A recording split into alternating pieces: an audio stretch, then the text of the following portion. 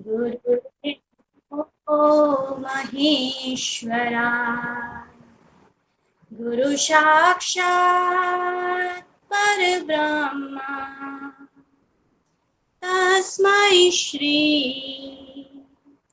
गुरुवे नमः। तस्मै श्री गुरुवे नमः। तस्मै श्री गुरुवे नमः।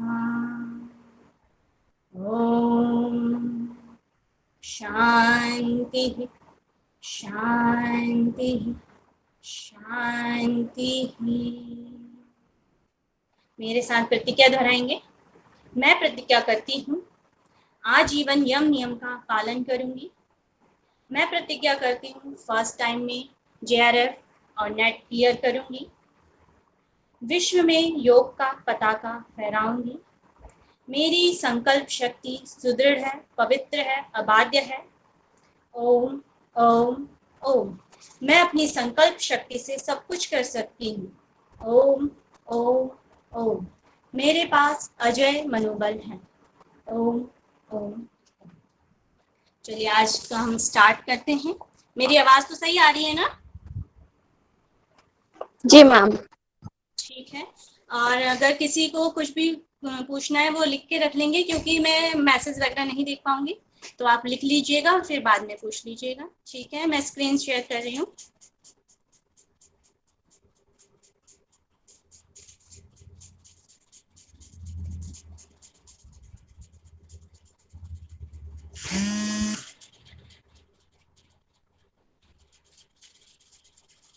सभी को मेरी स्क्रीन दिखाई दे रही है?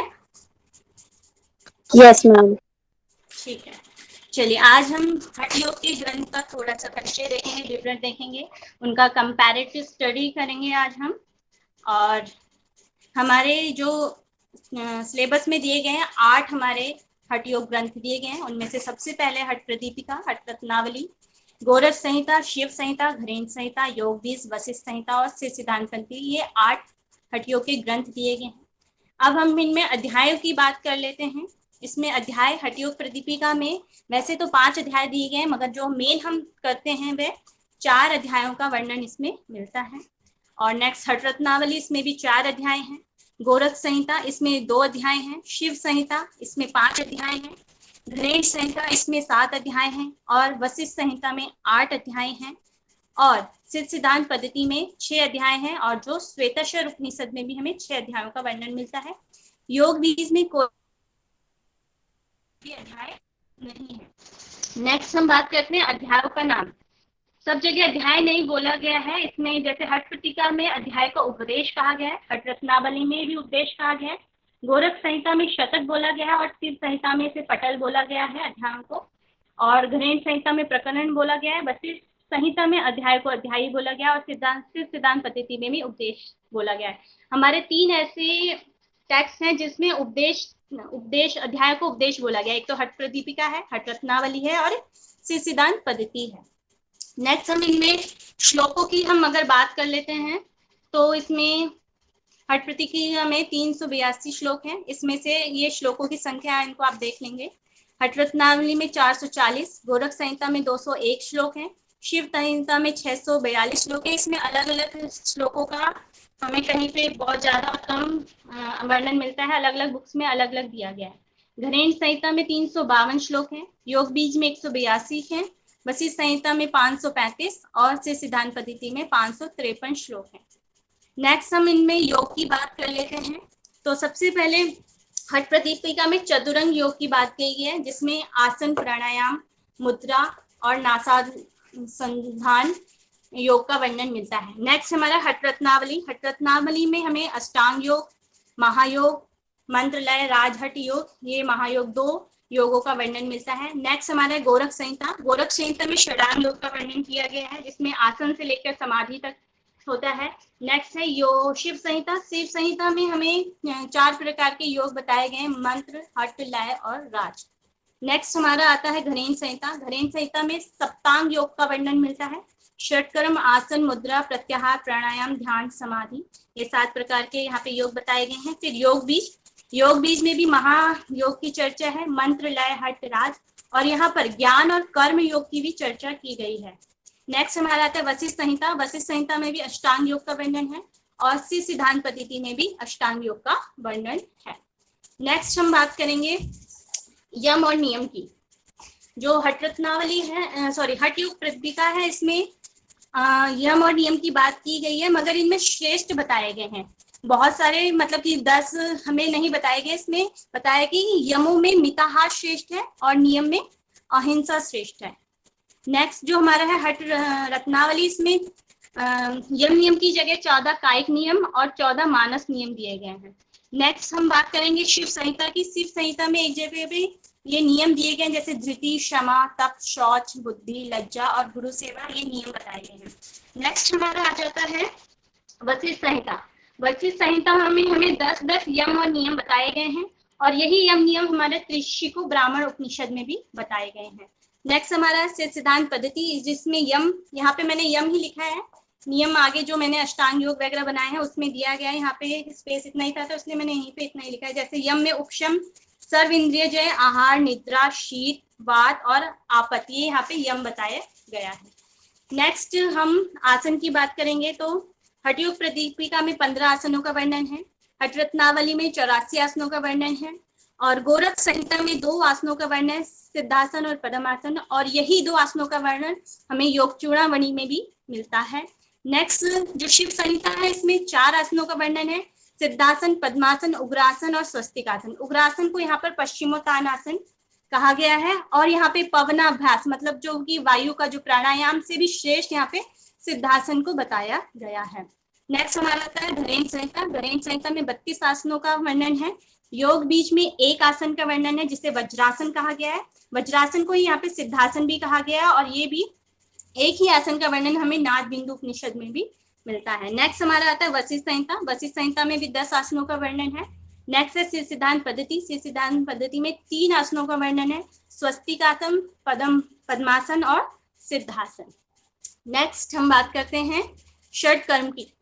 तो हमारे जितने भी 8 टेक्स्ट हैं, 8 टेक्स्ट में से 3 टेक्स्ट में ही हमें षट कर्म का वर्णन मिलता है। सबसे पहले है हठ योग प्रतिपिका। हठ योग प्रतिपिका में धौती, बस्ती, नौली, त्राटक, नेति, त्राटक, नौली और कपालभाति, ये 6 षटकर्मों का वर्णन है। इसमें धौती 15 हाथ की बताई गई है, नेति 1 विशस्ती बताई गई है और इन सब में श्रेष्ठ जो है वो नौली बताई गई है।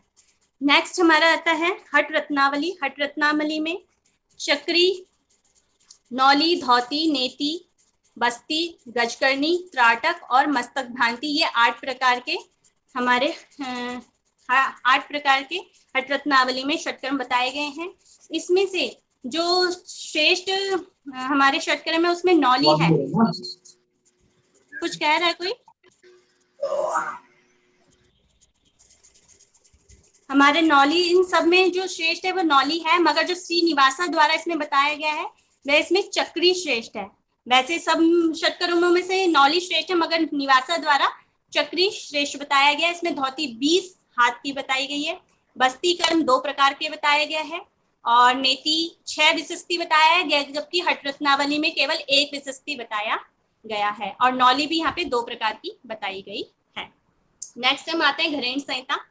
घरेन संहिता में हमें 6 प्रकार के ही षटकर्म बताए मगर इनके प्रकार बहुत हैं, जैसे धौती, बस्ती, नेति, नौली, त्राटक और कपालभाति, ये 6 इसमें हमें षटकर्म दिए गए हैं। धौती के 4 प्रकार हैं, 4 में से भी 13 प्रकार हमारे दिए गए हैं।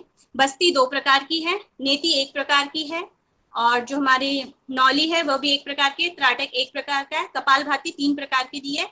टोटल जो ये हमारे षटकर्म है ये 21 प्रकार के बताए गए हैं और धौती यहाँ पे 15 हाथ की बताई गई है। नेक्स्ट हम पढ़ते हैं प्राणायाम का वर्णन। सबसे पहले हम हठ योग प्रदीपिका के प्राणायाम की बात करें। यहाँ पे नाड़ी शोधन की बात की गई है। नाड़ी शोधन को एक बार में 20 बार और दिन में 4 बार करने के लिए कहा गया है। बद्ध पद्मासन में करना है और प्रतिदिन सात्विक बुद्धि के साथ इसे करना है और ये शुद्ध कितने दिन में, 3 मास में नाड़ी शुद्धि हो जाती है बताया गया है। और इसमें भी 3 प्रकार के साधक बताए गए हैं। जो निम्न साधक होते हैं उनमें पसीना आता है, जो मध्यम प्रकार के साधक होते हैं उनमें कंपन होता है, जो उत्तम प्रकार के साधक होते हैं उनका प्राण ब्रह्मरंध्र में चले जाता है। और यहाँ पे प्राणायाम को कैसे वश में लाना चाहिए ये बताया गया है। जैसे सिंह, हाथी और बाघ को धीरे धीरे वश में लाया जाता है, वैसे ही प्राणायाम को भी धीरे धीरे वश में लेकर आना चाहिए, ऐसा बताया गया है। और षट कर्मों, प्राणायाम से भी पहले अगर आपके शरीर में मेद और श्लेष्मा है तो उसमें षट कर्म करने को कहा गया है। इसमें 8 प्रकार के कुंभकों का वर्णन है। सूर्यवेदी, उज्जाई, शीतकारी, शीतली, भ्रामरी, भस्त्रिका, मूर्छा और प्लावनी, ये 8 प्रकार के कुंभक बताए गए हैं। और यहाँ पे बताया गया प्राणायाम के अभ्यास से मनोमयी अवस्था प्राप्त होती है। और यहाँ पे प्राणायाम के 3 अंग अलग से बताए गए, रेचक, पूरक, कुंभक। कुंभक में भी सहित और केवल 2 प्रकार के बताए गए। नेक्स्ट हम बात करते हैं हठ रत्नावली की। हठ रत्नावली में तीसरे अध्याय में नाड़ी शोधन की चर्चा की गई है। नाड़ी शोधन को 3 आसनों में हम कर सकते हैं, सिद्धासन, बद्ध पद्मासन और स्वस्तिक आसन में। और नाड़ी अशुद्ध जब रहती है तो हम उन्मनी भाव को प्राप्त नहीं कर सकते, ये बताया गया है।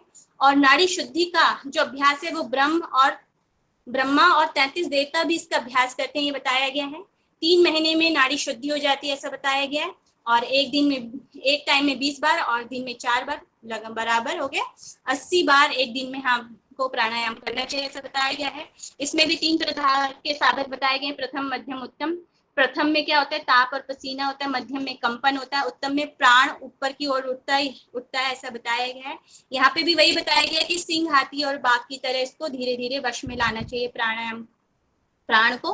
नेक्स्ट, अगर हम लाभ इसके बताया गया, अगर हम लाभ है, रोगों का नाश होता है अगर हम प्राणायाम को करते हैं। और इसका गलत तरीके से अभ्यास करेंगे तो रोग उत्पन्न हो जाएंगे, ऐसा बताया गया है। इसमें 9 कुंभकों का वर्णन किया गया है। सूर्यवेदी, उज्जाई, शीतली को यहाँ पे 80 बार करने के लिए कहा गया एक दिन में। भस्त्रिका, भ्रामरी, मूर्छा, केवली और भुजंगकर्णी, ये 9 प्रकार के कुंभक यहाँ पे बताए गए हैं। नेक्स्ट हम बात करते हैं गोरख संहिता की। गोरख संहिता में फर्स्ट अध्याय में नाड़ी शोधन प्राणायाम बद्ध पद्मासन में करने के लिए बोला गया है। 3 महीने में ये शुद्ध हो जाता है, नाड़ियां शुद्ध हो जाती हैं। जो दूसरा अध्याय है, दूसरे अध्याय में इसमें ओमकार प्राणायाम की बात की गई है और इसको त्रिविध प्राणायाम और प्रवणात्मक प्राणायाम भी कहा गया है। ये 12 मात्रा से शुरू होता है। मात्रा मतलब जब अपने आप एक घुटने की प्रदक्षिणा करके एक चुटकी बजाते हैं, ये आपका एक मात्रा होती है। ऐसे ही 12 मात्रा से हमें ये शुरू करना चाहिए। तो इसमें जो 12 मात्रा से शुरू करने, 12, 16, 10, ये अधम प्राणायाम होता है, इसमें पसीना आता है। नेक्स्ट जो प्राणायाम है ये 24, 32, 20 और मध्यम प्राणायाम है, इसमें कंपन होता है। नेक्स्ट जो है 36, 48 और 30, ये उत्तम प्राणायाम है, इसमें ऊर्ध्व गति होती है। और इसमें से 12 जैसे इसमें दुगना, जो मध्यम प्राणायाम है इसे दुगना करने के लिए कहा है। और जो तीसरी नंबर का है, थर्ड है, इसमें तिगुने प्राणायाम को करने के लिए कहा गया है। नेक्स्ट है प्राणायाम की विधि, इसमें बताई गई। सबसे पहले पद्मासन करना है, फिर गुरु या शिव को नमस्कार करना है, फिर भूमध्य दृष्टि करनी है, प्राण और अपान को मिलाना है। इसमें भी वही दिया गया है कि इसमें वश में कैसे लाना है, जैसे हाथी, सिंह और बाघ को वश में लेकर आते हैं वैसे ही वश में लेकर आना है। प्राणायाम के सही अभ्यास से रोग उत्पन्न होते हैं और उसके गलत रोग समाप्त होते हैं और इसके गलत अभ्यास से रोग उत्पन्न होते हैं, ऐसा बताया गया है। नेक्स्ट हम बात करेंगे शिव संहिता की। शिव संहिता में नाड़ी शोधन को पवना अभ्यास कहा गया है। यहाँ पर भी 20 बार, एक बार में 20 बार और इसको दिन में 4 बार करने के लिए बोला गया है, टोटल 80 बार हो गया। और यहाँ पे नाड़ी शुद्धि का टाइम 2 महीने बताया गया है। और केवल कुंभक के सिद्ध हो जाने पर, यहाँ पे केवल कुंभक सिद्ध हो जाता है अगर हमारी नाड़ी शोधन हो जाता है। नेक्स्ट है, इसमें सिद्ध होने पर क्या होता है, प्रथम अवस्था में पसीना आता है, द्वितीय अवस्था में कंपन होता है और तृतीय अवस्था में मेढक की तरह हम छलांग लगाने लगते हैं। इस तरह की बताएं, मतलब कि अपनी जमीन से हम ऊपर उठने लग जाते हैं। और यहाँ पे प्राणायाम का फल बताया गया कि भूचरी सिद्धि हमें प्राप्त होती है। ऐसे ही भूचरी सिद्धि का वर्णन हमें योग तत्व उपनिषद में भी मिलता है। नेक्स्ट हम आते हैं घरेंद्र संहिता में।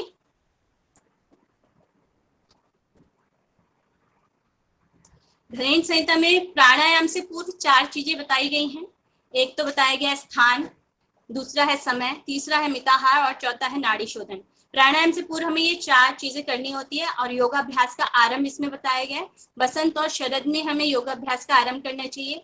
बैठने का स्थान भी बताया है इसमें, पहले कुश बिछाना है, फिर मृगचर्म, सिकचर्म या कंबल, इसमें से एक चीज को बिछाना है।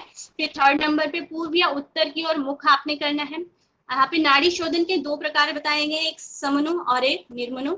जो समनु होता है वो बीज मंत्र के साथ होता है और जो निर्मनु होता है वो मंत्र रहित होता है। इसमें 8 प्रकार के प्राणायाम की चर्चा की गई है, सहित, सूर्यभेदी, उज्जाई, शीतली, भस्त्रिका, भ्रामरी, मूर्छा और केवली। जो 1st नंबर का यहाँ पे सहित कुंभक है, सहित प्राणायाम है। सहित प्राणायाम के भी 2 प्रकार बताए गए, एक सगर और एक निगर्भ। बीज मंत्र के साथ यहाँ पे बहुत ज्यादा इसमें विस्तृत वर्णन दिया गया है सगर्भ में, जो बीज मंत्र के साथ करना है। और दूसरा नंबर है निगर्भ का, जो बीज मंत्र रहित है, इसमें रेचक, पूरक, कुंभक 100 मात्रा तक करने के लिए कहा गया है। नेक्स्ट हम बात करते हैं योग बीज की। योग बीज में 70 श्लोक में कहा गया कि नाड़ी शुद्ध की चर्चा की गई है। वहां पे प्राण और अपान के समायुक्त होने पर जब प्राण साथ साथ सूर्य और चंद्रमा नाड़ी में प्रभावित होते हैं, उस समय कंद स्थान से निकट अग्नि प्रदीप्त होती है, जिसके फलस्वरूप नाड़ी शुद्ध हो जाती है, ऐसा यहाँ पे बताया गया है।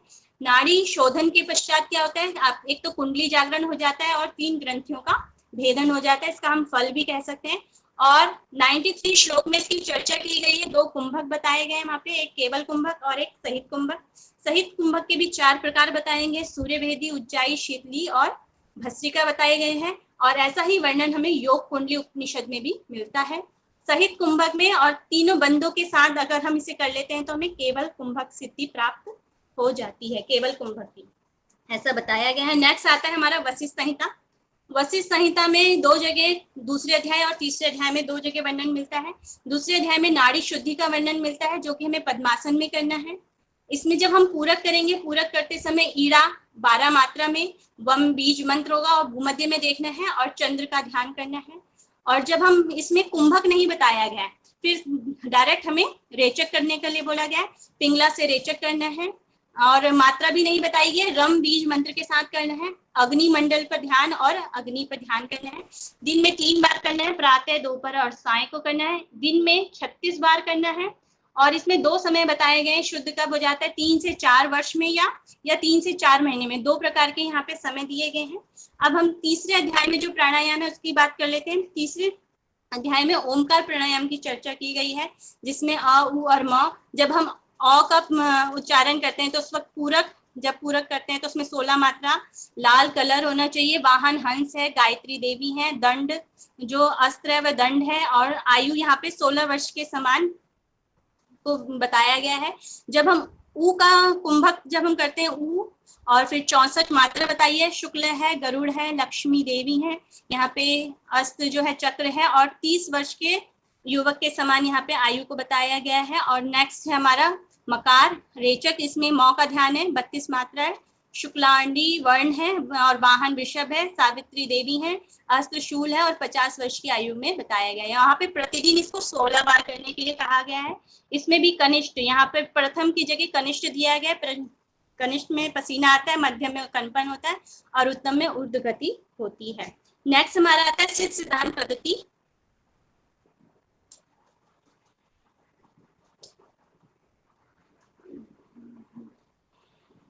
सिद्ध सिद्धांत पद्धति में प्राणों को स्थिर करना प्राणायाम कहा गया है। यहाँ पे 4 प्रकार के प्राणायाम की चर्चा की गई है, रेचक, पूरक, कुंभक और संगठन। ये 4 प्रकार के यहाँ पे प्रकार बताए गए हैं प्राणायाम के। नेक्स्ट हम चर्चा करते हैं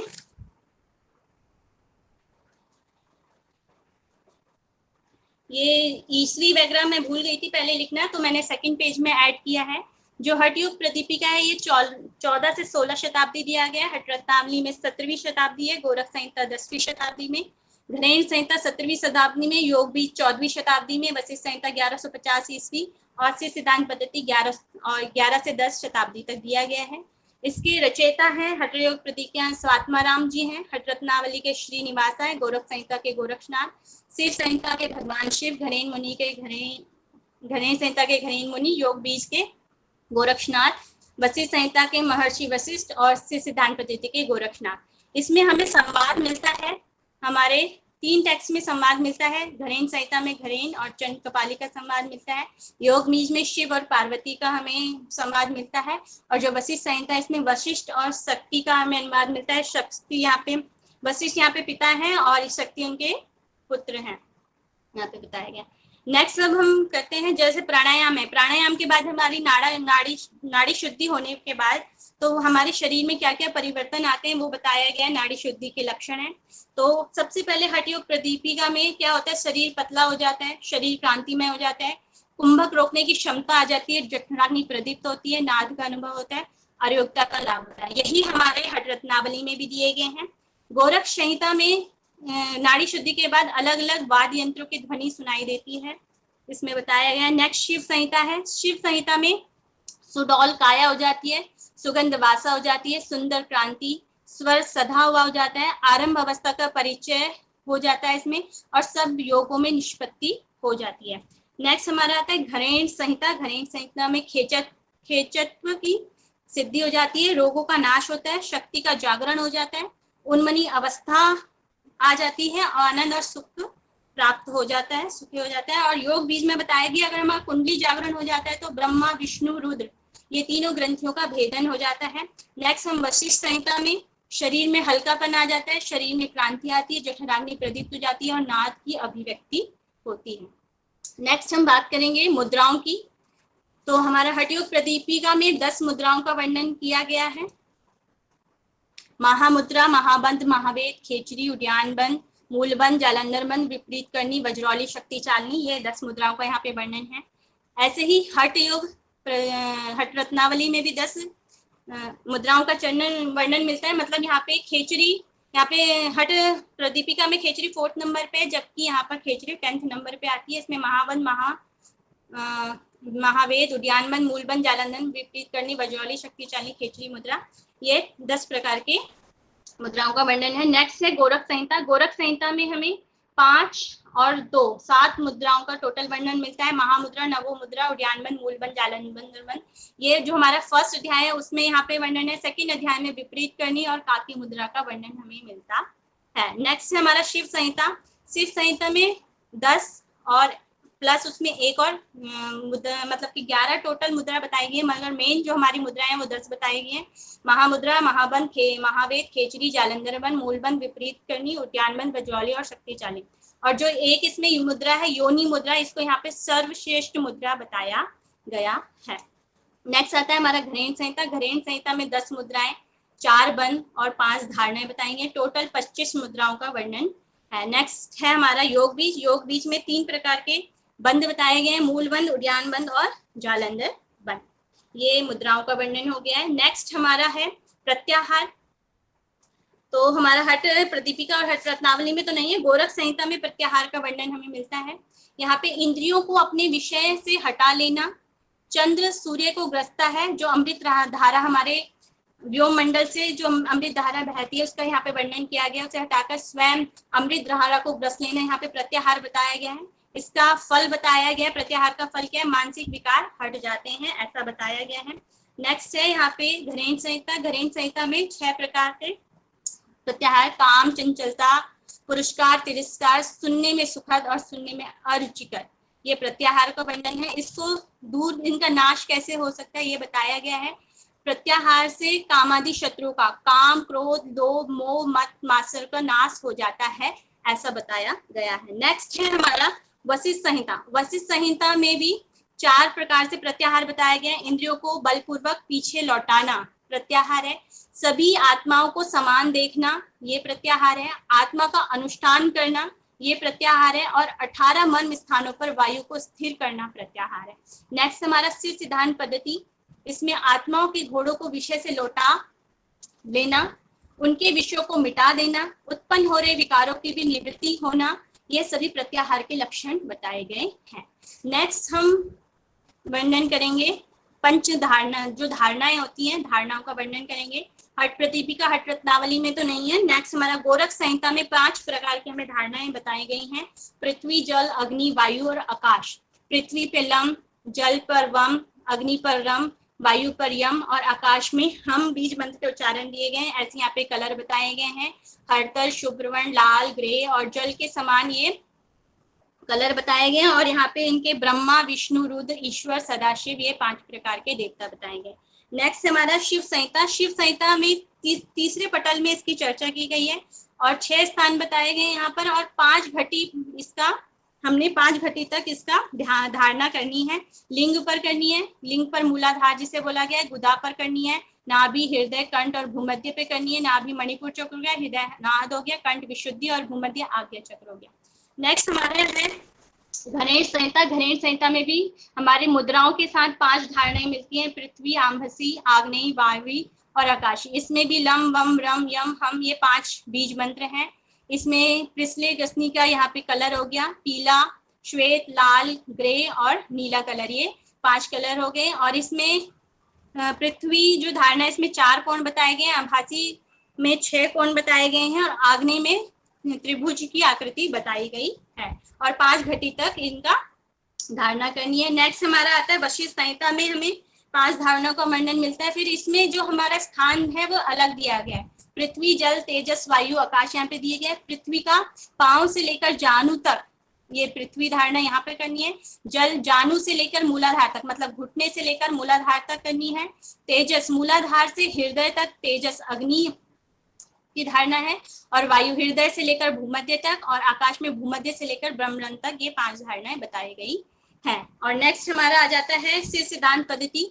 सिर सिद्धांत पद्धति में जो धारणा करने के लिए आत्म ब्रह्म, आत्मा बाहर और अंदर एक ही है, इस स्वरूप को अंतःकरण में स्थापित करना, चित्त के अभाव को आत्मा में अनुभव करना और वायु रहित स्थान में दीपक की लौ की तरह पूर्ण स्थिर करना, ये बताया गया है। नेक्स्ट हम करेंगे चक्रों का वर्णन। तो हमारा गोरख संहिता में 6 चक्रों का वर्णन दिया गया है, मूलाधार, स्वादिष्ठान, मणिपुर, अनाहत, विशुद्धि और आज्ञा, ये यहाँ पे 6 चक्र बताए गए। ये इसके बीज मंत्र दिए गए, लम, वम, रम, यम, हम और ओम। इसमें यहाँ पे 4, 6, 10, 12, 16 और 2 ये चक्र की पंखुड़ियां हो गई हैं और स्थान दिया गया है गुदा, लिंग, नाभि, हृदय, कंठ और भूमध्य। नेक्स्ट आता है हमारा शिव संहिता। शिव संहिता में 7 चक्रों का वर्णन है, मूलाधार, स्वादिष्ठान, मणिपुर, अनाहत, विशुद्धि, आज्ञा और सहस्रार चक्र, ये 7 चक्र बताए गए हैं। नेक्स्ट जो हमारा आता है योग बीज।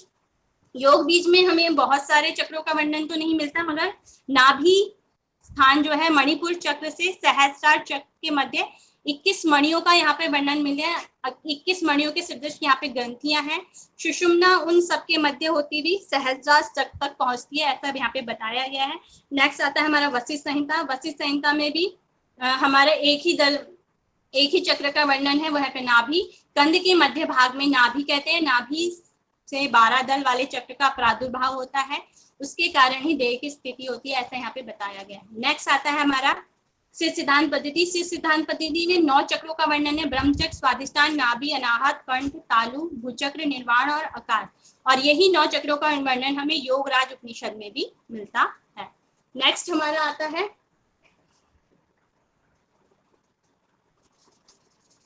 ध्यान। अब सीधा गोरख संहिता में ही ध्यान का वर्णन है। गोरख संहिता में 2 प्रकार के ध्यान का वर्णन दिया गया है, सगुण ध्यान और निर्गुण ध्यान। सगुण मतलब है ब्रह्म का ध्यान और निर्गुण मतलब कला रहित निर्गुण ब्रह्म का ध्यान बताया गया है। नेक्स्ट में 9 प्रकार के ध्यान का स्थान भी बताया गया, जैसे गुदा, मेर, नाभि, हृदय, घटिका, भूमध्य, विशुद्धि, लंबिका, नभोबिल। और चित्त में आत्मा का चिंतन ही ध्यान यहाँ पे बताया गया है। और चैतन्य शक्ति इसका फल है, चैतन्य शक्ति प्राप्त होती है और अष्ट सिद्धियां यहाँ पे प्राप्त होती हैं, इसका फल दिया गया। नेक्स्ट शिव संहिता में 5 भागों पे ध्यान करने के लिए कहा गया है। एक तो है सबसे पहले कंठकूप। कंठकूप में कंठकूप में ध्यान करने से शुद्धा पिपासा रहित हो जाते हैं, मतलब भूख प्यास से रहित हो जाते हैं। नेक्स्ट है कूर्म नाड़ी पर ध्यान करने से चित्त में आध्यात्मिक स्थिरता आती है। नेक्स्ट है सिर पर या कपाल प्रदेश में ध्यान करने से सारे पाप समूह नष्ट हो जाते हैं और सिद्धों का दर्शन होता है। नेक्स्ट है नासाग्र पर दृष्टि ध्यान करने से फल इसका मन स्थिर और खेचरी सिद्धि प्राप्त होती है। नेक्स्ट है 5 सिर के पृष्ठ भाग पर ध्यान करने के लिए बोला गया है, यहाँ पे इसका फल है मृत्यु पर विजय और दृष्टि स्थिर हो जाती है। नेक्स्ट हम आते हैं घरेन संहिता पे। घरेन संहिता में 3 प्रकार के ध्यान का वर्णन किया गया है, स्थूल ध्यान, ज्योति ध्यान और सूक्ष्म ध्यान। स्थूल ध्यान में आपको मूर्ति देव या परम गुरु की यहाँ पे दो जगह पे ध्यान करने के लिए बोला गया है। एक तो हृदय पर और एक सहस्रार में ध्यान करने के लिए बोला गया है। हृदय में गुरु का, सूर्य का, चंद्र का, वृक्ष का ऐसे ध्यान कर सकते हैं। सहस्रार में 12 बीज मंत्रों का ध्यान करने के लिए बोला गया है। नेक्स्ट है ज्योति ध्यान। यहाँ पे भी 2 जगह बताई गई हैं आपको ज्योति ध्यान करने के लिए। एक तो मूलाधार चक्र पर दीपक की लौ की तरह ध्यान करना है और भूमध्य पर प्रणवात्मक ज्योति का ध्यान करना है। नेक्स्ट है सूक्ष्म ध्यान। सूक्ष्म ध्यान में यहाँ पे शांभवी मुद्रा का अनुष्ठान करते हुए कुंडली सिद्धि प्राप्त होती है, ऐसा बताया गया है। यहाँ पे शांभवी मुद्रा का अनुष्ठान करना है और यहाँ पर श्रेष्ठता भी बताया गया है। स्थूल ध्यान, ज्योति ध्यान और सूक्ष्म ध्यान।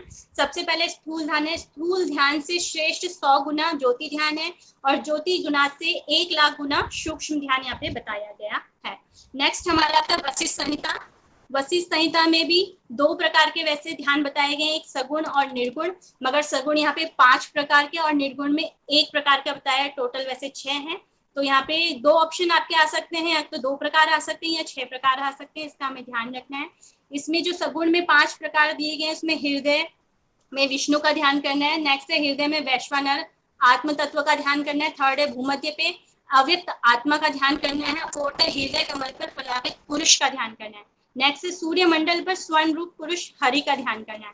और जो निर्गुण ब्रह्म है, वहां पे ब्रह्म के समान बनू ऐसी संवेदना होना ही निर्गुण ध्यान यहाँ पे बताया गया है। नेक्स्ट हमारा शिव सिद्धांत पद्धति। इसमें परम अद्वैत भाव, चित्त में जो कुछ भी प्रकट होता है वह सब आत्मा है और सब भूतों में समान भाव रखना ही यहाँ पे ध्यान का लक्षण बताया गया है।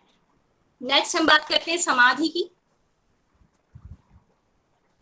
समाधि में हठ योग प्रतिपदा में समाधि के 15 प्रायवची नाम दिए गए हैं और यहाँ पे बताया गया नमक और पानी के मिल जाने से एक रूप हो जाने से हो जाते हैं, वैसे ही आत्मा और मन की एक रूपता समाधि है। जीवन जीवात्मा और परमात्मा की एक रूपता समाधि है। जब प्राण क्षीण मंद होकर चित्त में लीन हो जाता है, वह समाधि बताई गई है। ऐसा ही हठ रत्नावली में भी हमें वर्णन मिलता है, जैसे पानी और नमक मिलकर एक रूप हो जाते हैं, वैसे ही आत्मा और मन मिलकर एक हो जाते हैं, यही समाधि बताई गई है। जीवात्मा और परमात्मा जब एक रूप हो जाते हैं, ये समाधि बताई गई है। जब अब आता है गोरख संहिता। गोरख संहिता में समाधि को 2 शब्द में डिवाइड किया गया, जैसे एक उपाधि और तत्व। उपाधि को यहाँ पे वर्ण बोला गया है, तत्व को यहाँ पे आत्मा बोला गया है। यहाँ पर 12 ध्यान करने से समाधि की सिद्धि प्राप्त होती है, ऐसा बताया गया है। और 12 दिन तक प्राण का अवरोध हो जाता है, तो वहां पे भी समाधि बताया गया है। नेक्स्ट आते हैं हम शिव संहिता पर। शिव संहिता में बहुत सारी समाधियों का वर्णन दिया गया है, इसमें से कुछ मेन है। कुल नामक परमेश्वर में जब चित्त लीन हो जाता है, उसे समाधि बताया गया है। निरंतर ध्यान से जब जगत में विस्मरण हो जाता है, वह समाधि बताई गई है। और कुंडली शक्ति की प्राप्ति को समाधि यहाँ पे बताया गया है। नेक्स्ट है घरेण संहिता। घरेण संहिता में 6 प्रकार की समाधि का वर्णन है। एक तो ध्यान योग, नाद योग, रसानंद योग, लय सिद्धि योग, भक्ति योग और राजयोग। इन्हें 6 प्रकार से प्राप्त किया जा सकता है। ध्यान योग को शांभवी मुद्रा से, नाद योग को भ्रामरी से, रसानंद योग को खेचरी मुद्रा से, लय सिद्धि को योनि मुद्रा से और भक्ति योग को भक्ति से और राजयोग को मनोमूर्छा से प्राप्त किया जा सकता है। नेक्स्ट आता है हमारा योग बीज। योग बीज में शक्ति चालिनी मुद्रा, कुंडली जागरण। जब कुंडली में ब्रह्म ग्रंथि, विष्णु ग्रंथि, रुद्र ग्रंथि को भेद कर लेती है, सहस्त्रार चक्र में कुंडली के साथ प्राणों को पहुंच जाने पर योग की असंप्रज्ञात समाधि की प्राप्त होती है। यहाँ पे असंप्रज्ञात समाधि का वर्णन किया गया है। नेक्स्ट आता है हमारा वशिष्ठ संहिता। वशिष्ठ संहिता में जीवात्मा और परमात्मा की एकता ही समाधि बताई गई है। नेक्स्ट आता है हमारा शिव सिद्धांत पद्धति। इसमें अंतःकरण में सभी तत्वों को समावस्था में कर देना और मन को क्रियाहीन होकर पूर्ण स्थिर कर देना और प्रयत्न नहीं स्थित होना ही यहाँ पर सिद्धांत समाधि बताई गई है। नेक्स्ट हम बात करेंगे प्राण की। हमारा प्राण जो दिया गया है वो गोरख संहिता में दिया गया है। इसमें 10 प्राणायाम की चर्चा है। 10 में से 5 उप प्राण और 5 उप प्राण दिए गए हैं। नेक्स्ट हमारा आता है शिव संहिता। शिव संहिता में भी 10 प्राणों का वर्णन है। 10 में से 5 प्राण मुख्य हैं, उनमें से भी 2 प्राण श्रेष्ठ कहे गए हैं, प्राण और अपान को यहाँ पे श्रेष्ठ कहा गया है।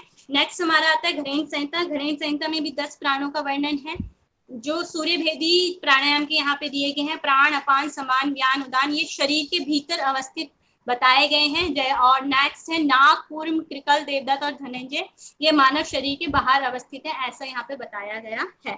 नेक्स्ट है वशिष्ठ संहिता। वशिष्ठ संहिता में भी 10 प्राणों का वर्णन है, और जो हमारे शिव सिद्धांत पद्धति है इसमें भी 10 प्राणों का वर्णन हमें यहाँ पे मिलता है। नेक्स्ट हमारा है नाड़ी, नाड़ियों का वर्णन।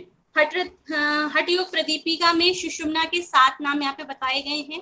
सुषुम्ना, यहाँ पे शून्य पदवी, ब्रह्मरंध्र, महापथ, शमशान, शांभवी, मध्य मार्ग, ये 7 नाम यहाँ पे बताए गए हैं। नेक्स्ट है हठ रत्नावली। हठ रत्नावली में 14 नाड़ियों का वर्णन मिलता है।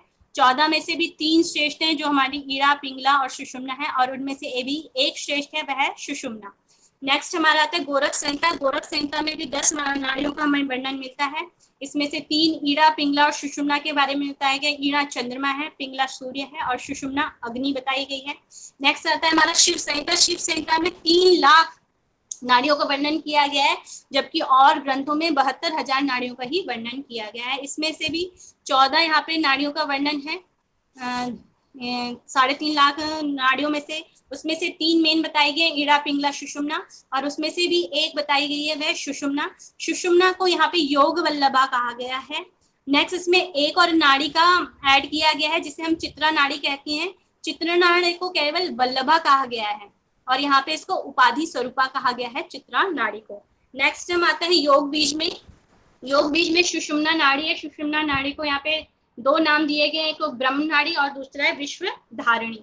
नेक्स्ट आता है हमारा वशिष्ठ संहिता। वशिष्ठ संहिता में भी 72,000 नाड़ियों का वर्णन है। ये पीपल के पत्ते के समान बताई गई हैं। ऐसा ही वर्णन हमें त्रिशिकु ब्राह्मण उपनिषद में बताया गया है कि पीपल के पत्ते के समान जो हमारी नाड़ियां होती हैं। इसमें से भी 14 नाड़ियां बताई गई हैं, उनमें से 3 में से एक सर्वश्रेष्ठ बताई गई है। यहाँ पे ईड़ा को चंद्र और तामस कहा गया है, और पिंगला को सूर्य और राजस कहा गया है। नेक्स्ट हमारा आता है सिद्ध सिद्धांत पद्धति। सिद्ध सिद्धांत पद्धतियों में नाड़ियों के 10 द्वारों को बोला गया है। यहाँ पे जो नाक है, यहाँ पे नाक में ईड़ा और पिंगला 2 नाड़ियों का वर्णन है। मेरुदंड से ब्रह्मरंध्र तक सुषुम्ना नाड़ी का वर्णन किया गया है। मुख में सरस्वती नाड़ी का वर्णन है। नेत्र में पूषा और लंबुषा है। कान में गांधारी और हस्तजीवा है, और गुदा में कुहू और लिंग में शंखनी नाड़ी का वर्णन किया गया है। नेक्स्ट हमारा आता है जो मर्म है, हमारा 16 आधार है। जो हठ प्रदीपिका है, इसमें हमारा जो 16 आधार हैं वो हमारे जालंधर बंद पे वहां पर वर्णन मिलता है कि यहाँ पे 16 आधारों का नियंत्रण हो जाता है जालंधर बंद से। नेक्स्ट आता है हमारा गोरख संहिता। गोरख संहिता में 29 ज्ञातों में 16 आधार बताए गए हैं, जो कि योग चूड़ामणि में भी बताए गए हैं। नेक्स्ट हमारा आता है वशिष्ठ संहिता। वशिष्ठ संहिता में 18 मर्म स्थान बताए गए हैं, और ऐसे ही वर्णन हमें त्रिशिकु ब्राह्मण उपनिषद में भी मिलता है। नेक्स्ट है सिद्ध सिद्धांत पद्धति। सिद्ध सिद्धांत पद्धति में हमारे 16 आधार बताए गए हैं। नेक्स्ट वर्णन आता है हमारा नादा अनुसंधान। नादानुसंधान में जो हठरत्न प्रतिपिका है, इसमें आरंभ, घटावस्था, परिचय अवस्था, निष्पत्ति अवस्था में नादानुसंधान बताया गया। आरंभ अवस्था में ब्रह्म ग्रंथि का भेदन होता है और झन झन नाद हमें सुनाई देता है। घटावस्था में विष्णु ग्रंथि का भेदन होता है, भेरी नाद सुनाई देता है। परिचय में कोई भी ग्रंथि का भेदन नहीं होता, ढोल की आवाज सुनाई देती है। निष्पत्ति में रुद्र ग्रंथि का भेदन होता है और वीणा की आवाज सुनाई देती है। ऐसा ही वर्णन हमें सेम एज हठ प्रदीपिका की तरह हठ रत्नावली में भी मिलता है। नेक्स्ट हमारा आता है शिव संहिता। शिव संहिता में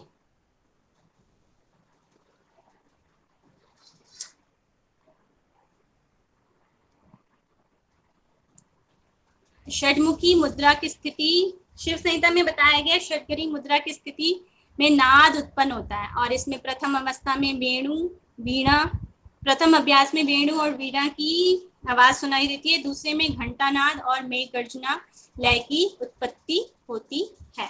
नेक्स्ट आता है हमारा खलेंज संहिता। खलेंज संहिता में भ्रामरी कुंभक के यहाँ पे हमें नाद का वर्णन मिलता है।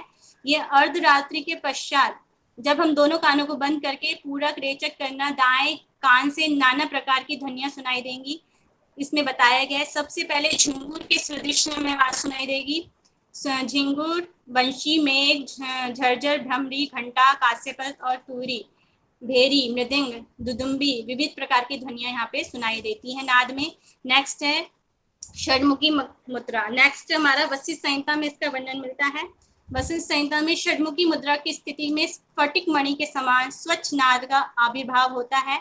इसमें प्रारंभ, मध्य और अंत 3 प्रकार के होते हैं। शंख ध्वनि का, मध्यम में मेघ ध्वनि का और अंत में पहाड़ से घिरते हुए झरने का हमें यहाँ पे वर्णन मिलता है। यहाँ पे तेज, पहले स्लो आवाज है, फिर उससे तेज और फिर उससे तेज आवाज का यहाँ पे वर्णन मिलता है।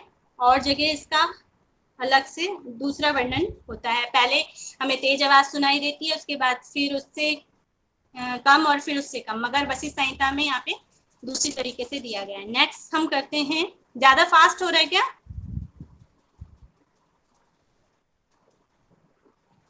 ठीक, थोड़ा तो हो रहा है लेकिन ठीक है,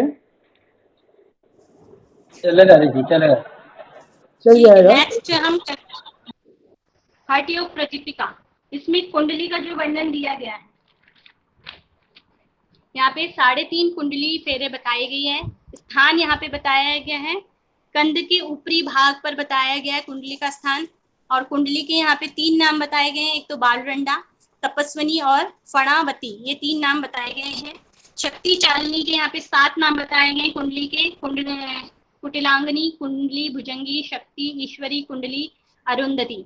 और इसको करना कितने समय है? इसको 2 समय करना है, प्रातः और साय करने के लिए बोला गया है। 3 घंटे करना है, मतलब कि आधा पहर करना है। यहाँ पे कंध का स्थान बताया गया है, इसकी ऊंचाई 1 बिता है, लंबाई और मोटाई 3-3 इंच बताई गई है। कोमल सफेद में लिपटे हुए वस्त्र के समान बताया गया है। यहाँ पे कंध का स्थान ये बताया गया है। और इसको करना किसमें? सिद्धासन में प्लस भस्त्रिका करना है कुंडली जागरण के लिए। नेक्स्ट है हमारा हठ रत्नावली।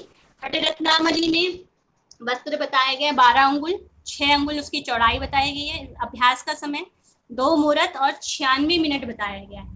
इसका अभ्यास हमें 6 महीने तक करना है। यहाँ पे कुंडली का दूसरा नाम सरस्वती बताया गया है। कुंडली को सभी यौगिक क्रियाओं का आधार यहाँ पे बताया गया है। और कुंडली के यहाँ पे 27 नाम बताए गए हैं। नेक्स्ट हमारा आता है गोरख संहिता। गोरख संहिता में स्थान कंध के ऊपर बताया गया है। सर्प की आकृति कमल नाल के तंतु के समान यहाँ पे बताया गया है। और ये जागृत किससे होती है? वाहिनी योग से ये जागृत होती है। और यहाँ पे जो स्थिति है वह और से अलग है। दोनों हाथ की अंजलि बांधकर दोनों कोहनियों को दृढ़ता से हृदय पे लगाकर पद्मासन करें, ठोड़ी को हृदय से लगाएं, प्राण व अपान मिलावें, कुंभक द्वारा वायु को रोक रोक कर छोड़ें, इसे ही कुंडली जागृत होगी, ऐसा बताया गया है। नेक्स्ट है शिव संहिता। शिव संहिता में द्वितीय पटल में इसकी चर्चा वर्णन मिलता है। इसको विद्युत लता के समान बताया गया है। यहाँ पे इसका नाम बाघ देवी भी बोला गया है। स्थान इसका आधार कमल, प्रतिदिन अभ्यास करना चाहिए ऐसा बताया गया। स्थान आधार कमल यहाँ पर मतलब कि मूलाधार चक्र है। नेक्स्ट समय है 2 मुहूर्त तक करना है, 96 मिनट तक करना गया, ऐसे बताया गया है। 2 मुहूर्त मतलब 96 मिनट। नेक्स्ट से गहन संहिता। गहन संहिता में भी 3.5 लपेटे बताई गई है। यहाँ पे नाभि पे जो वस्त्र हमने धारण करना है उसकी लंबाई बताई गई है 1 वितटे मतलब कि 9 इंच बताई गई है। चौड़ाई 4 अंगुल बताई गई है। करना कैसा भी ये बताया गया, लपेट कर एकांत में अभ्यास करना है ये बताया गया। शरीर में भस्म लगानी है प्लस सिद्धासन करना है। नाक से श्वास को भरना है और अपान वायु के साथ मिलाना है। जब तक वायु सुषुम्ना के भीतर ना जाए तब तक अश्वनी मुद्रा को करना है, ऐसा बताया गया है।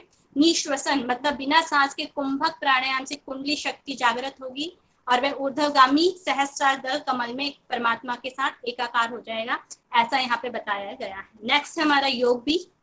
योग बीज में स्थान जो बताया गया है वह मूलाधार से ऊपर कंध के नीचे पेड़ों के पीछे भाग में बताया गया है कुंडली का। यहाँ पे 8 वक्र बताए गए मतलब कि 8 लपेटे बताए गए। समय इसका 15 दिन अभ्यास करना है ऐसा बताया गया है। आसन ये वज्रासन में करना है ये बताया गया है। और निरंतर इसको हमें 7 मास तक करना है। 7 मास में हमें कुंडली की जागृति होगी ऐसा बताया गया है। 3 ग्रंथि का भेदन होता है कुंडली जागरण से। इसका दूसरा नाम यहाँ पे ब्रह्म नाड़ी भी बोला गया है। और इसका लाभ क्या है, यहाँ से रिज भाव आता है मतलब सरल भाव आता है और संप्रज्ञात समाधि प्राप्त होती है ऐसा बताया गया है। नेक्स्ट है वशिष्ठ संहिता। वशिष्ठ संहिता में 8 प्रकृति वाली बताई है। अ से लेकर अक्षर तक बीजाक्षर इसमें बताए गए हैं। जागृत कैसे होगी? अपान वायु के द्वारा अग्नि तत्व के साथ जागृत होगी और सुषुम्ना मार्ग से प्रभावित होती है। नेक्स्ट आता है हमारा शिव सिद्धांत पद्धति। इसमें 2 प्रकार की कुंडली बताई गई है, प्रभुता और अप्रभुता। प्रभुता होती है जागृत और अप्रभुता होती है सोई हुई। इसमें कुंडली के 3 प्रकार और अलग से बताए हैं जो गुण और कार्य के आधार पर हैं। एक है अर्ध शक्ति, नेक्स्ट है मध्यमा शक्ति और थर्ड है ऊर्ध्व शक्ति, और मध्य शक्ति को यहाँ पे कुंडलिनी बोला गया है। नेक्स्ट हमारा आता है कुंडली जागरण। कुंडली जागरण किस किस से होता है? हठयोग प्रदीपिका में मत्स्येंद्र आसन से, भस्त्रिका प्राणायाम से, केवल कुंभक से, मूलबंध से, और जितनी भी हमारे मुद्राएं होती हैं उनसे हमारा कुंडली जागरण होता है। नेक्स्ट है हट रत्नावली। हट रत्नावली में मत्स्येंद्र आसन से हमारी कुंडली जागरण होती है। नेक्स्ट आता है हमारा घरेण संहिता। घरेण संहिता में भुजंगासन से, अश्वनी मुद्रा से और सूर्य भेदी प्राणायाम से हमारी कुंडली का जागरण होता है। नेक्स्ट आता है हमारा योग बीज। योग बीज में शक्ति चालन से और भस्त्रिका प्राणायाम से कुंडली का जागरण होता है। नेक्स्ट जो हमारा वशिष्ठ संहिता, वही संहिता में नाद में, मन में ओमकार के उच्चारण से यहाँ पे बताया गया कुंडली जागरण होती है। नेक्स्ट है हमारा सिद्ध सिद्धांत पद्धति। इसमें मूलाधार की साधना आकुंचन करने से कुंडली शक्ति जागृत होती है, ऐसा बताया गया है। नेक्स्ट हमारा आता है उन्मनी अवस्था। उन्मनी अवस्था या मोक्ष की जो कैवल्य की जो प्राप्ति होती है वह किससे होती है? तो हट योग प्रदीपिका में सिद्धासन से, उन्मनी से, केवल कुंभक से हमें कैवल्य की प्राप्ति या उन्मनी अवस्था प्राप्त होती है। नेक्स्ट है हट योग हट रत्नावली, इसमें पद्मासन से मोक्ष की प्राप्ति होती है। नेक्स्ट है गोरख संहिता, इसमें शिव का ध्यान से मोक्ष की प्राप्ति होती है। नेक्स्ट है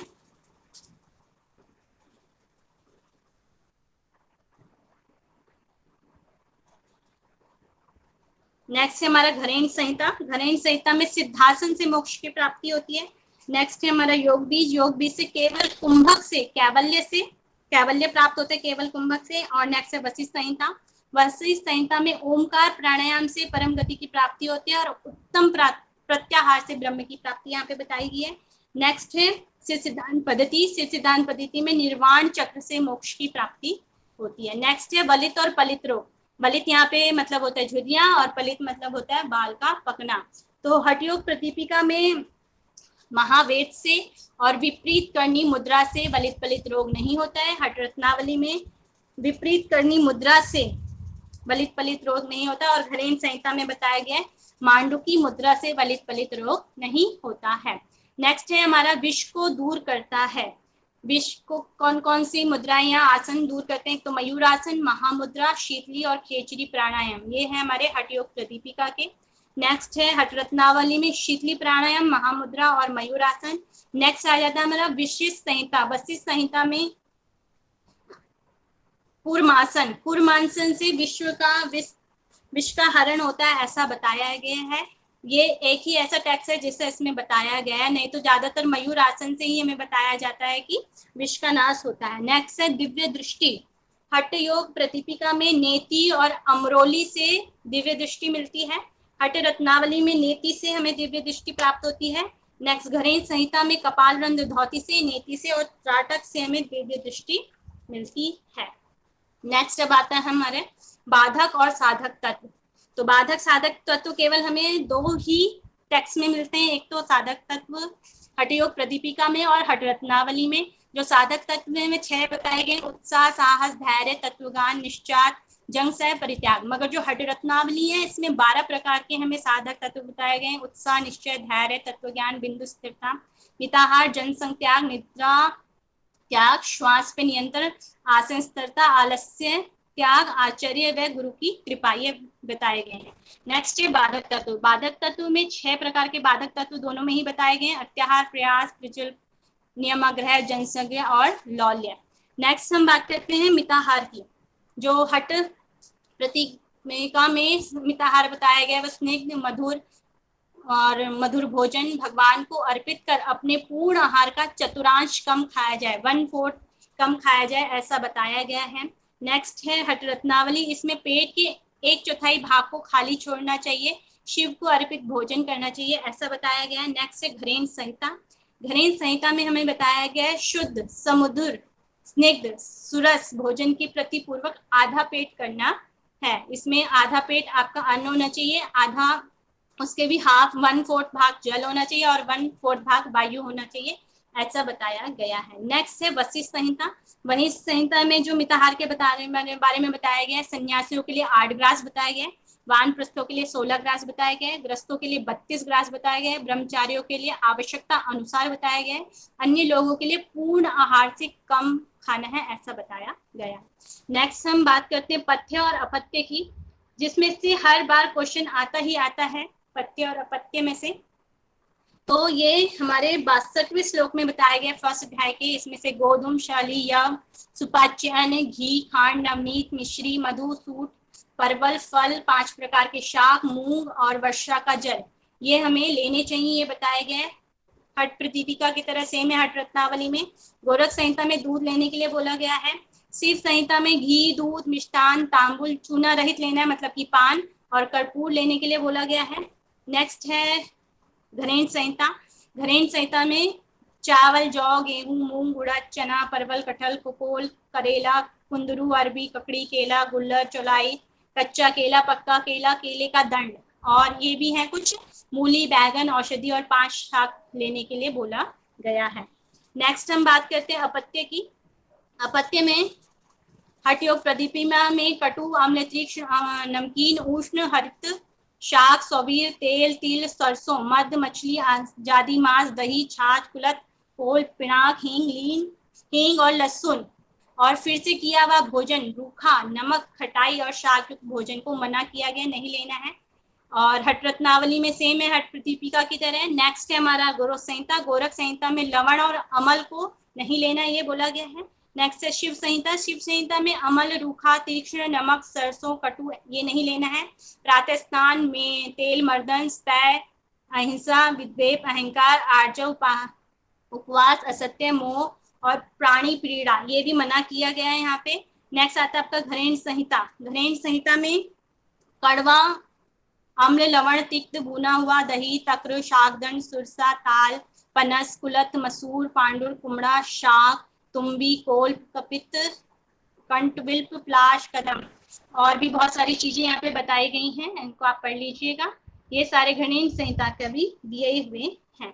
नेक्स्ट हम बात करते हैं योग का स्थान। योग का स्थान कैसा होना चाहिए। हठ योग प्रदीपिका में योग का स्थान एकांत स्थान होना चाहिए, सुराज्य होना चाहिए, धार्मिक प्रदेश होना चाहिए, सुभिक्षे मतलब जहां आपको भिक्षा मिल सके, निरुपद्रव कोई भी उपद्रव ना हो, मठिका मध्य हो, धनु प्रमाण 4 फीट की दूरी यहाँ पे बताई गई है, 4 फीट की दूरी तक शिला अग्नि जल कुछ भी नहीं होना चाहिए। नेक्स्ट आपका आता है हठ रत्नावली। हठ रत्ना में सुरास्ते धार्मिक देश से सुभिक्षे निरुपद्रव्य और एकांत स्थान में बताया गया है। नेक्स्ट हम आपका आ जाता है घरेण संहिता। घरेण संहिता में बोला गया है कि दूर देश आरण्य राजधानी में योग साधना नहीं करनी है, ये बताया गया है। कहाँ पे करनी है, स्वदेश में, धार्मिक राज्य में, सुभिक्षे में और निरुपद्रव्य प्रदेश में करनी है। नेक्स्ट है वशिष्ठ संहिता। वशिष्ठ संहिता में बताया गया कि तपोवन जहां पर फल मूल जल हो,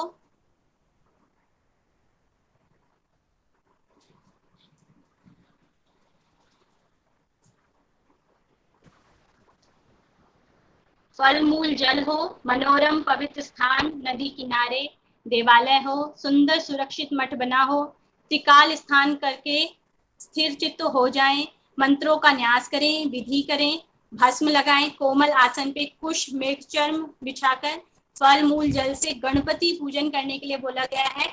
और शरीर की स्थिति पूर्वाभिमुख या उत्तराभिमुख मतलब पूर्व या उत्तर को मुंह करके बैठना है। नेक्स्ट है हमारा सिद्धांत पद्धति। इसमें एकांत निवास में योग शिक्षकों को योग दीक्षा देकर और संध्या काल में जप करना है। यहाँ पर भैरव देव की पूजा करने के लिए बोला गया, पूजा और ध्यान करने के लिए बोला गया है। नेक्स्ट हमारा आता है मठ का वर्णन। मठ का वर्णन 3 जगह पे हमें मिलता है। हठ योग प्रदीपिका में यहाँ पे मठ दिया गया कैसा होना चाहिए, अल्प द्वार होना चाहिए कुटिया का, कोई छिद्र नहीं होना चाहिए, भूमि ऊंची नीची नहीं होनी चाहिए, अधिक विस्तृत नहीं होनी चाहिए, गाय के गोबर से लिपा होना चाहिए, स्वच्छ होना चाहिए, कीड़ों से रहित होना चाहिए, बाहर मंडप वेदी कुआं चारों ओर दीवार से घिरा होना चाहिए। ये सब योग मठ के लक्षण बताए गए हैं। हठ प्रदीपिका में भी सेम है। नेक्स्ट है हमारा घरेण संहिता। घरेण संहिता में कुटिया या मठ का वचन प्राचीर दीवार से, प्राचीर मतलब यहाँ पे दीवार को बोला गया, घिरा होना चाहिए, बावली कूप या तालाब होना चाहिए, अधिक ऊंचा नीचे नहीं होना चाहिए, कीड़े मकोड़ों से रहित होना चाहिए और गाय के गोबर से लिपा होना चाहिए, ऐसा बताया गया है। नेक्स्ट हम बात करते हैं, ये लास्ट है हठ सिद्धि के लक्षण, पहले हमने पढ़े थे नाड़ी शुद्धि के लक्षण, ये हैं हठ सिद्धि। जब हमारी हठ सिद्धि हो जाती है उसके लक्षण बताए गए हैं। क्या होता है, शरीर में हल्कापन आता है, मुख पर प्रसन्नता आती है, स्वर में सौरष्ट आता है, नयनों में तेजस्विता आती है, आरोग्यता, बिंदु जय, अग्नि प्रदीप्त होती है और नाड़ी शुद्ध हो जाती है। ऐसा ही वर्णन हमें हठ प्रतिपिका में, हठ रत्नावली में भी मिलता है। और नेक्स्ट हमारा फिर आ जाता है सिद्ध सिद्धांत पद्धति। सिद्ध सिद्धांत पद्धति में अवधूत योगी के लक्षण बताए गए हैं कि जैसे वह कभी ग्रस्त रहता है, कभी पूर्ण योगी हो जाता है, कभी पिचास के समान हो जाता है, कभी नंगा, कभी राजा के समान, कभी सदाचार उपदेशक के गुरु के समान व्यवहार करता है। ये सब बताए गए। ये आपके हठ योग ग्रंथ यहाँ पर समाप्त होते हैं।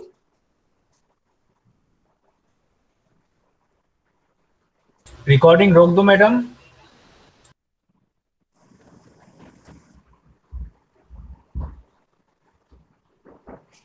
हाँ जी, रोक दीजिए। जी जी सर, रोक दीजिए। Thank you so much Pushpa ma'am, काबिले तारीफ। इवन थैंक यू, बहुत छोटा शब्द आपके लिए